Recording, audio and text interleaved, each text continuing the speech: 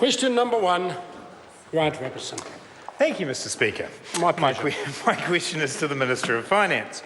Does he agree with the Prime Minister with respect to achieving surplus? Quote, yeah, for a few $100 million we could go and slash, fundamentally, health, education and welfare. They're the only big ones where you could take money. I think most New Zealanders would say that's a bit short-sighted. The Honourable Bill English. Mr Speaker, yes, I do agree with that statement by the Prime Minister. Not only has the government moderately increased spending in those areas, it's focused on getting much better results, particularly for the most vulnerable New Zealanders. We've taken a considered approach to understanding the drivers of spending, not just the spending. Supplementary question, Grant Robertson. Why was $444 million of funding for earthquake claims reassessed as a negative insurance expense in the Crown accounts yesterday? The Honourable Bill English. Well, Mr Speaker, you'd have to address that question directly to the accountants and the Auditor General who signed off the accounts. If you go through the accounts, you will find any number of accrual accounting adjustments, all of which add up, fortunately, on top of the government's good manager spending to a surplus of $400 million. Supplementary question, Mr Speaker.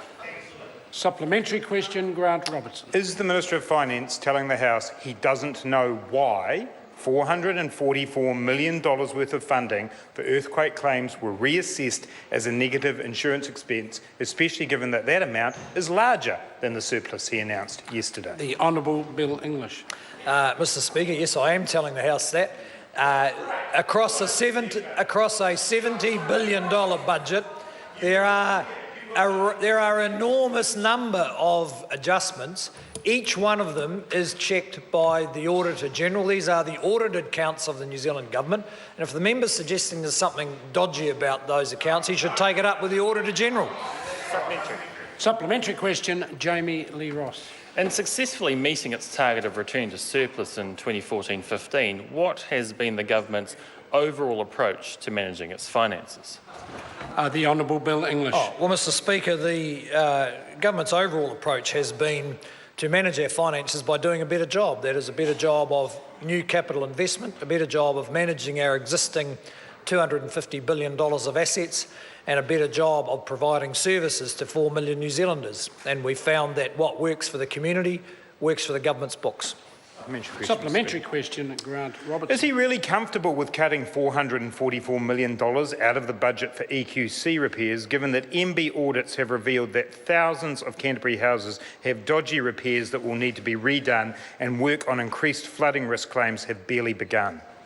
The Honourable Bill English.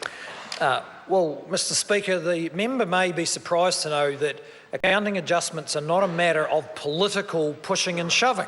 It's possible they were under the previous Labor government, but actually under this government, any accounting adjustment has to meet the criteria laid out in the rules and overseen by the Auditor General. And whatever that adjustment is, I can be almost absolutely sure that it meets the criteria because the accounts have been signed off by the Auditor General.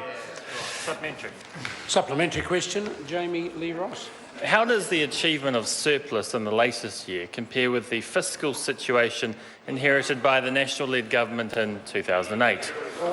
The Honourable Bill English. Well, Mr Speaker, the fiscal situation in 2008 was driven mainly by very rapid increase in public expenditure of around 50% in the 5 years leading up to 2008-9. And then the global financial crisis and the earthquakes exacerbated the problem with drops in revenue. So the government has slowed considerably the growth of government spending. Its tax reforms have helped underpin an increase in revenue along with a growing economy, and that's how we've got to surplus. Supplementary question, Mr Speaker. Supplementary question, Grant Robertson. Does the removal of more than $400 million from the EQC claims budget mean that insurance repairs in Christchurch are finished? The Honourable Bill English. Mr Speaker, I wouldn't want to speculate on the connection between that adjustment in the accounts and the services provided in Christchurch. But people to whom EQC is liable to pay insurance and ensure that their repairs are done will get the service that we are obliged, or EQC is obliged to provide to them. Supplementary question, Mr Speaker. Supplementary question, Grant Robertson.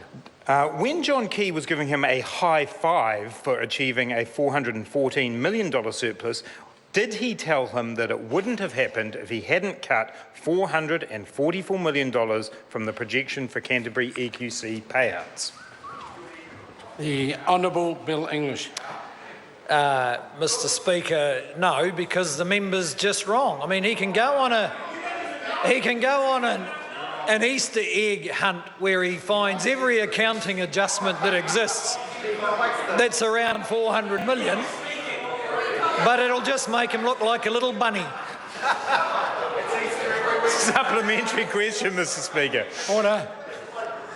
Supplementary question, Grant Robertson. Does he think the people of Canterbury will be wanting to give him a high five when they hear that he got his surplus by cutting money from the already inadequate budget for EQC earthquake repairs? The Honourable Bill English. Mr Speaker, I think they'd probably intuitively grasp the way the government finances work a bit better than the member. And actually, people all over Christchurch high-five the Minister for Earthquakes because he's overseen the repair of 400,000 insurance claims, the rebuilding of thousands of new homes, the planning and the revival of the Central Business District. And many people in Christchurch are pretty pleased with the government's $15 billion contribution to the rebuilding of their city. Question number 2, Dr. Parmjeet Parmar.